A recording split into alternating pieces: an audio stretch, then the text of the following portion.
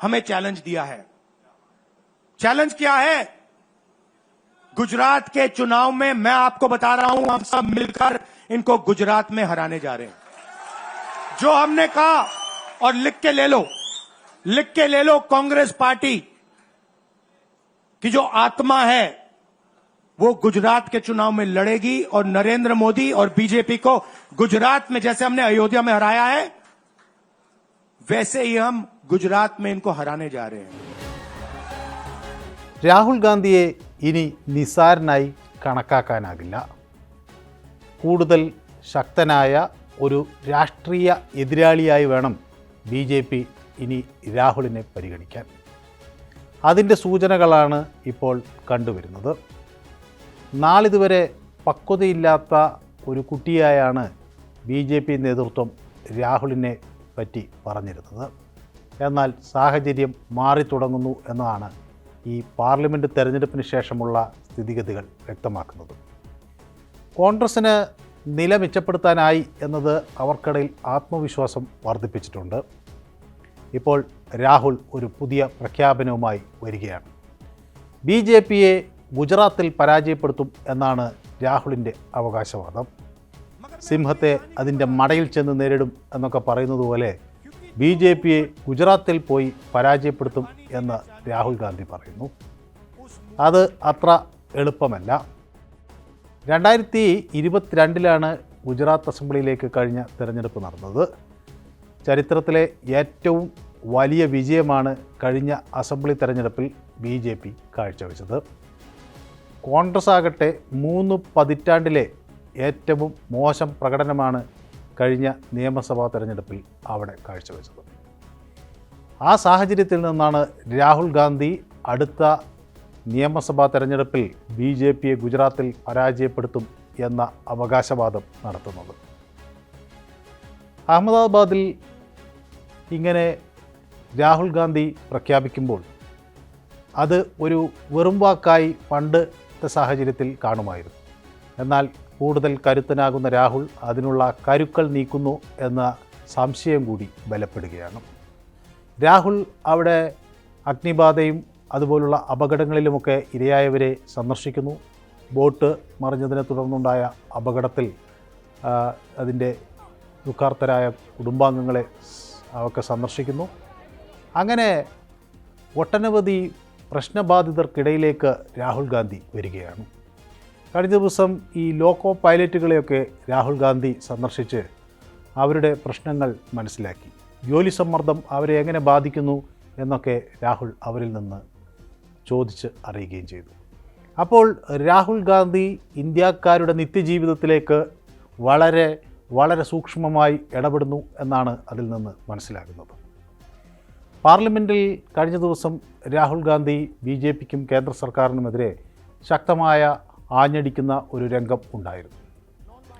അതിനെ പ്രധാനമന്ത്രി നരേന്ദ്രമോദി പിന്നീട് അപഹസിച്ചത് അത് ബാൽ ബുദ്ധി എന്ന തരത്തിൽ കുട്ടികളുടെ ഒരു ബുദ്ധി പ്രവർത്തിക്കുന്ന പോലെയാണ് രാഹുലിൻ്റെ പ്രസംഗം എന്നൊക്കെ പറഞ്ഞ് പരിഹസിക്കുകയൊക്കെ ചെയ്തു.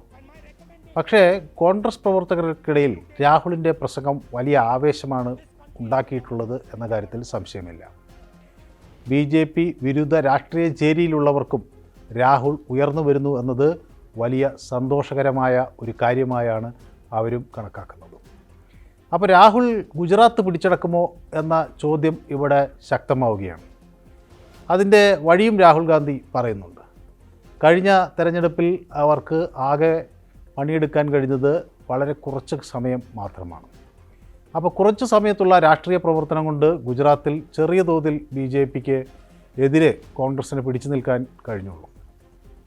ഇനി 3 വർഷം കിടക്കുകയാണ്. അതുകൊണ്ട് ആത്മാർത്ഥമായി ജോലി ചെയ്താൽ ഗുജറാത്തിൽ BJPയെ പരാജയപ്പെടുത്താനാകും എന്നാണ് രാഹുൽ ഗാന്ധി പറയുന്നത്.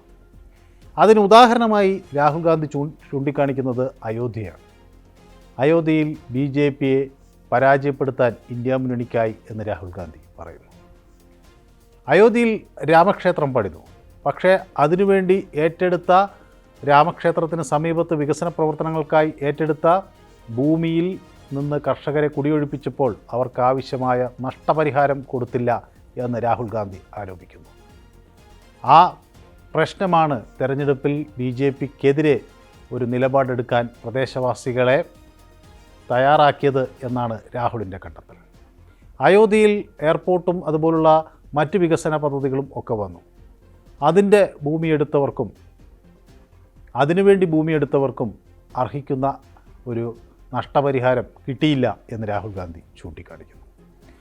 അയോധ്യയിൽ ഉദ്ഘാടനം നടന്നപ്പോൾ അല്ലെങ്കിൽ അയോധ്യ ക്ഷേത്രം തുറന്നു കൊടുക്കുന്ന സാഹചര്യമുണ്ടായപ്പോൾ ലോകത്ത് നിന്ന് വലിയ പ്രമുഖരായ പല ആളുകളും പല കോണുകളിൽ നിന്നും എത്തി. പക്ഷേ അയോധ്യക്കാർ അവിടെ ഉണ്ടായിരുന്നില്ല എന്ന് രാഹുൽ ഗാന്ധി പറയുന്നു. അവിടെ സാധാരണക്കാരായ പാവപ്പെട്ട മനുഷ്യരുണ്ടായില്ല എന്ന് രാഹുൽ ഗാന്ധി ചൂണ്ടിക്കാണിക്കുന്നു. വലിയ കോടീശ്വരന്മാർ വന്നു, രാഷ്ട്രീയ പ്രമുഖർ വന്നു, നേതാക്കൾ വന്നു, പക്ഷേ സാധാരണക്കാരുണ്ടായില്ല, അയോധ്യക്കാരുണ്ടായില്ല. ഇതൊക്കെയാണ് ബി ജെ പിക്ക് അയോധ്യയിൽ തിരിച്ചടിയായത് എന്നാണ് രാഹുൽ പറഞ്ഞു വയ്ക്കുന്നത്. അപ്പോൾ സമാനമായി സാധാരണക്കാരുടെ പ്രശ്നങ്ങളിലേക്ക് ഇടപെട്ടാൽ ഗുജറാത്തിലും ഒരു ശക്തിയായി വരാൻ കഴിയും എന്ന് രാഹുൽ ഗാന്ധി പറയുന്നു. അയോധ്യയിൽ ബി ജെ പിയെ പരാജയപ്പെടുത്താമെങ്കിൽ ഗുജറാത്തിലും ബി ജെ പിയെ പരാജയപ്പെടുത്താം എന്നാണ് രാഹുൽ ഗാന്ധി പറഞ്ഞു വയ്ക്കുന്നത്. ഇത് എത്രമാത്രം സാധ്യമാകും എന്ന കാര്യം ഒരുപക്ഷെ തെരഞ്ഞെടുപ്പ് വരുമ്പോഴേ നമുക്ക് മനസ്സിലാവുകയുള്ളൂ. എങ്കിലും ഒരു കാര്യം ഇവിടെ വ്യക്തമാവുകയാണ്. രാഹുൽ ഗാന്ധിയെ ഇനി ബി ജെ പിക്ക് നിസ്സാരനായി കാണാൻ കഴിയില്ല. അദ്ദേഹത്തെ പരിഹാസപൂർവ്വം പല പേരുകൾ ഒക്കെ വിളിച്ച് ബി ജെ പി നേതൃത്വം ആക്ഷേപിച്ചിരുന്നു. പക്ഷേ ആ സാഹചര്യം മാറുകയാണ്. ഇന്ത്യൻ രാഷ്ട്രീയത്തിൽ കൂടുതൽ കരുത്തനായി രാഹുൽ ഗാന്ധി ഉയർന്നു വരികയാണ്. അത് സാധാരണ രീതിയിലുള്ള രാഷ്ട്രീയ തമാശകൾ കൊണ്ട് ഇനി രാഹുലിനെ പ്രതിരോധിക്കാൻ ആകില്ല. വരാനിരിക്കുന്ന ബജറ്റിലും തുടർന്നുള്ള രാഷ്ട്രീയ തീരുമാനങ്ങളിലും രാഹുലിനെ പ്രതിരോധിക്കാൻ ബി ജെ പിക്ക് കഴിയണം.